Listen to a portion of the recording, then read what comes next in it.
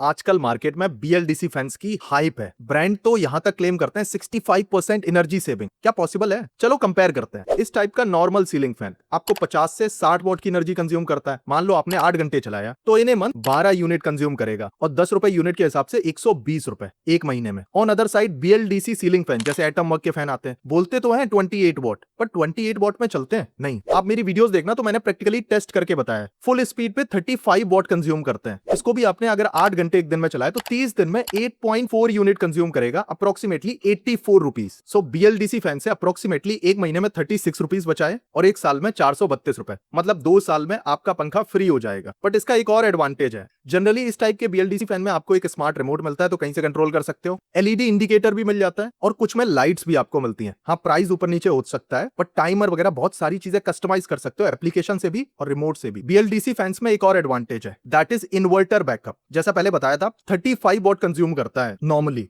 और normal fan 50 to 60 what, मतलब same inverter पे आपके अप्रोक्सीमेटली 2 बीएलडीसी फैन चल जाएंगे। मतलब सेम इन्वर्टर पे अगर आपका एक नॉर्मल फैन चलता था तो आप 2 बीएलडीसी फैन चल जाएंगे। तो पावर कट में इन्वर्टर पे आपको बैकअप ज्यादा मिलेगा। अब ये सारी अच्छी अच्छी चीजें है ना, एक बेकार चीज है, एक normal ceiling fan almost same build quality का 1200 से 1500 में आ जाता है। ये दोनों टॉप ऑप्शन है। ऑन अदर साइड एक अच्छा बीएलडीसी फैन 2500 से स्टार्ट होता है। ये दोनों बहुत अच्छे ऑप्शन है। अब एक सवाल जो बहुत सारे लोग पूछते हैं, मान लो बीएलडीसी फैन ले लिया, मान लो 2 साल में फ्री भी हो गया, बट अगर खराब हो गया, पीसीबी खराब हो गई, तब क्या? फिर आपको पीसीबी कंपनी से ही मंगवानी पड़ेगी क्योंकि लोकली तो रिपेयर करा नहीं पाओगे and that will cost you 1000 rupees. इसके बाद इन केस अगर बीएलडीसी मोटर में खराबी आती है तो वो भी आप लोकल रिपेयर नहीं करा पाओगे एज ऑफ नाउ, बट पुराने टाइप के जो सीलिंग फैन है वो लोकली रिपेयर हो जाएंगे। एक और इंपॉर्टेंट चीज जो ज्यादातर लोग नहीं बताते, नॉर्मल सीलिंग फैन में आपकी बटन्स होती है, तो कल को कोई भी प्रॉब्लम हुई बटन में आपके पास कंट्रोल है और बटन दबाते ही वो ऑन हो जाते हैं। बट बीएलडीसी फैन में मैंने नोटिस किया ओवर द टाइम हल्का सा लैग होता है। हाँ, उतना फर्क नहीं पड़ता बट 2-3 सेकंड का लैग देखने को मिलता है। जैसे बटन अभी आपने दबाई या रिमोट से बटन अभी आपने प्रेस की तो 1 से 2 सेकंड का डिले मिलता है।